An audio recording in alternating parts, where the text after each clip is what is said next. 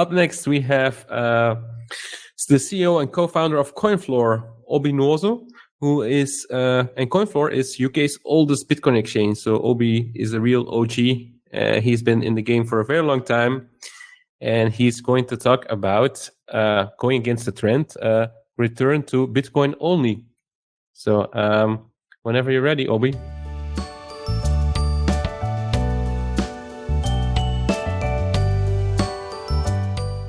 Which allows people to very simply make cryptocurrency altcoins. And all these altcoins started to appear, all gunning for Bitcoin's throne. And on top of that, some existing cryptocurrencies like Bitcoin Cash and so on continue to fight. Now, some, like Monero and Litecoin, were on the side of Bitcoin and as such were supporting it, but the majority were trying to go after Bitcoin.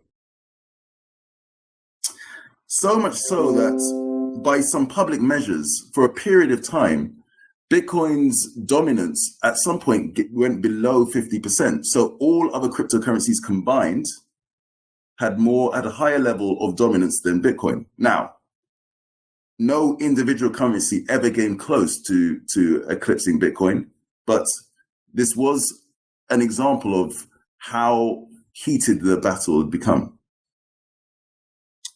For years, we decided to not list Ethereum. We, again, bucked the trend.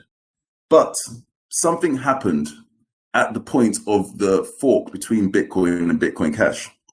You see, at that point, when Bitcoin Cash finally separated from Bitcoin, Bitcoin's dominance started to, again, increase because there was no more a debate within the community. And the use case as a store of value, the ideal money, was strong. And that's continued to increase until this day. Ethereum saw this. So in early 2018, a new call came out. Up until then, Ethereum was not about money. It was about being a world computer. But having seen that after this full court press, Bitcoin was still continuing to gain dominance, a new call came out to say Ethereum is money as well. And after periods of a year and pressure from investors and key customers, we finally decided to list Ethereum because one of our main arguments to not to list it, i.e. it wasn't claiming to be a money, was no longer the case.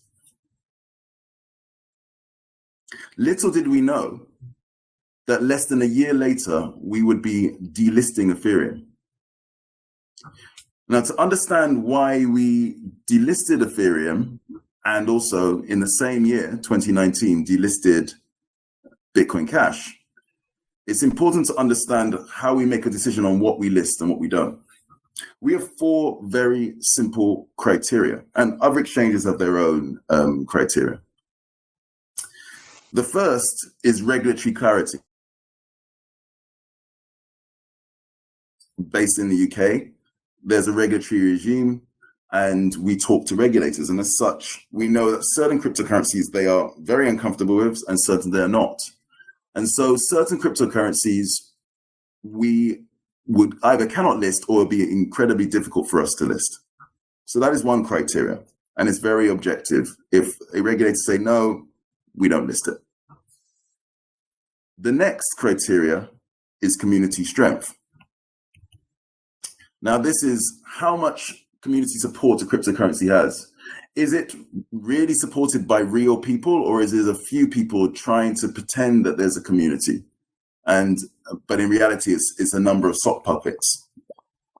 Again, there are many cryptocurrencies like this, and it's very easy to work out which ones have real community support and which ones don't. Again, we delist cryptocurrencies based on this. And then the most important two, store of value, i.e. its moneyness, and technical maturity, i.e. its cryptographic strength and technological strength. These are the most you can tell these are the most important because the clue's in the name, cryptocurrency. Crypto, its cryptoness and its currenciness. Store of value was where Bitcoin Cash ultimately failed. You see, at the point of the fork between Bitcoin and Bitcoin Cash, technically, for an instant in time, Bitcoin and Bitcoin Cash had the same value.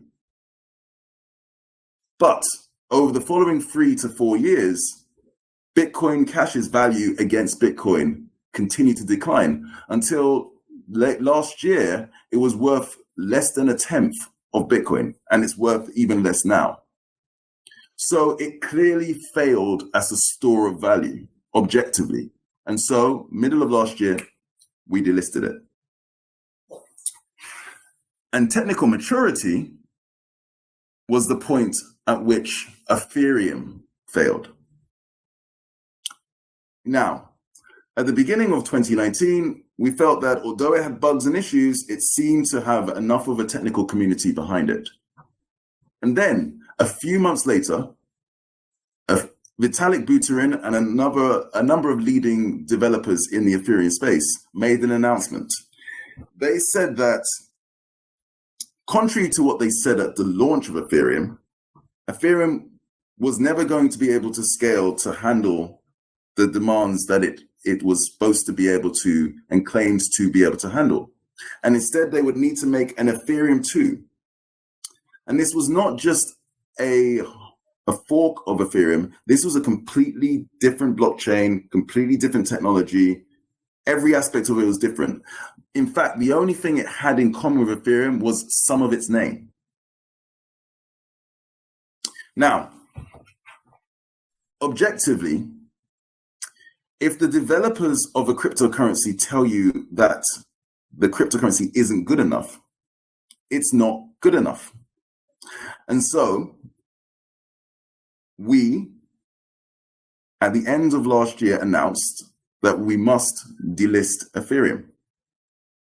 And on the 3rd of January 2020, on the 11th anniversary of Bitcoin, we delisted Ethereum and became a Bitcoin-only exchange once more. Now, the response was, and the reaction was immediate. First of all, cost savings. We made massive cost savings because you see, even though Bitcoin is the majority of trade volume in the space and interest in the space, it's actually a minority of technical effort to support. It's very simple in terms of structure. The whole white paper is only 7 pages long. And it doesn't change frequently. So it makes it very easy to support. You also get massive efficiency gains, not just us, but also our customers. From a user experience point of view, it's much easier fundamentally to have an experience where you only show them one product than when you're showing them a laundry list of offerings with different capabilities and different trade-offs. So our site was able to be simplified to a level that it's very hard to replicate. And finally, really positive feedback. Positive feedback from our customers who appreciated the simplified experience. Positive feedback from the general community. In fact, we had an article explaining that we were dropping Ethereum on CoinDesk last year. And that article had more likes than any other article in 2019, including the announcement by Facebook that they were launching the Libra token. And behind the scenes, privately, we had positive feedback in the industry, where employees of other exchanges congratulated us privately for this decision and hoping that one day maybe some of the exchanges that they worked for had the guts, in their words, to make the same decision. So all in all, we felt that this was a really strong decision. Now, where does that leave us? What's next? I think that we're going to see one more war, a Star Wars 3, the return of the Bitcoin only. This latest epoch, this 6.25 Bitcoin per block epoch, I think will be remembered for an epic battle. It will be a battle between an empire of exchanges addicted, in my view, to the drug of ICO-funded altcoins and a resistance of Bitcoin Jedi. These Bitcoin Jedi will be meme artists, they will be podcasters, There will be Bitcoin educators and, of course, Bitcoin exchanges and brokers.